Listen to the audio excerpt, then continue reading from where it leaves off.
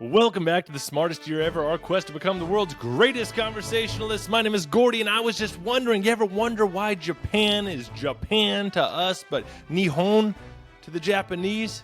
This kind of thing happens a lot. Give me 5 minutes to make you work this into a conversation today, but first, like and subscribe so you can keep up. I do this every single day.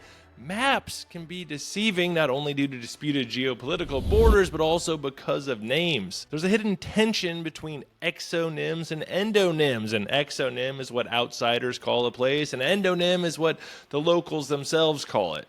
And English is full of exonyms, thanks to centuries of conquest, trade, and old translations that have stuck around. Take Germany, for example. We call it Germany because the Romans labeled the region Germania, but Germans themselves say Deutschland, from an old word meaning of the people. To make things messier, the French call it Allemagne, the Danes call it Tyskland, and the Finns say Saksa.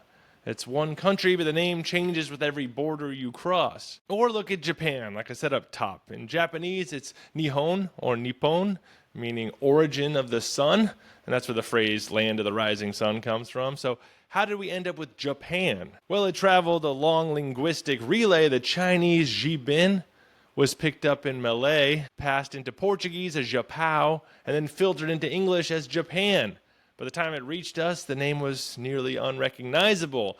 And I hope you're leaning and looking down here at the subtitles, because I'll make sure I get those spellings right, because my pronunciations might be off. Then there's Greece. The name Greece comes from the Romans, who borrowed it from a minor tribe called the Graikoi. Imagine an entire country being branded internationally because one local group happened to make early contact with Rome, and that seems to happen a lot. Hungary is another odd one. The English name comes from Latin Hungaria, influenced by the mistaken idea that Hungarians were descendants of the Huns.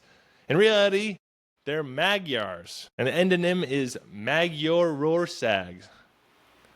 If you're reading the subtitles, you know I'm trying my best. And that means land of the Magyars. And I watched several YouTube videos that specialize in pronunciations for this one, and the comments were all talking about how bad the supposed pronunciation expert was at pronouncing it. So I really didn't have much to work with. Let me know. Let me know in the comments, please. I definitely welcome it. The engagement really helps, and it's a great outlet for your frustration with me. So just let me know how bad I am.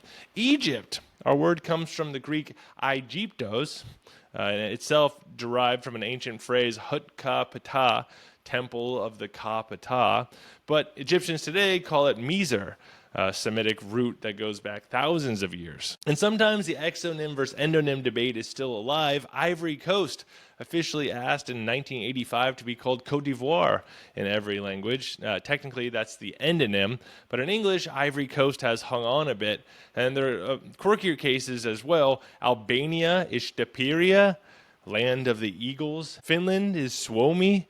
Its origins still debated, and China calls itself Zhongguo, and that means Middle Kingdom. Our word, China, likely comes from an ancient Sanskrit word. In Chinese, the United States is called Megua, which literally means beautiful country, but the name isn't poetic praise. It actually is a transliteration of the word America that happened to land on the character for beautiful. Again, try my best with the pronunciations.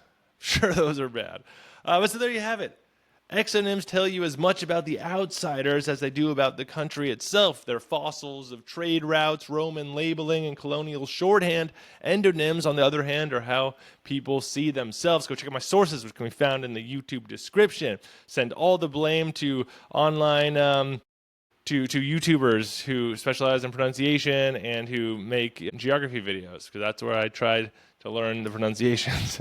Go check out my short version, which you can find anywhere that you're on social media, at Smartest Year Ever, for that short, condensed version. Leave a comment, rate, like, subscribe, all of that good stuff. And in the meantime, stay curious and stay clever on our quest to become the world's greatest conversationalist. I will see you tomorrow in the Smartest Year Ever.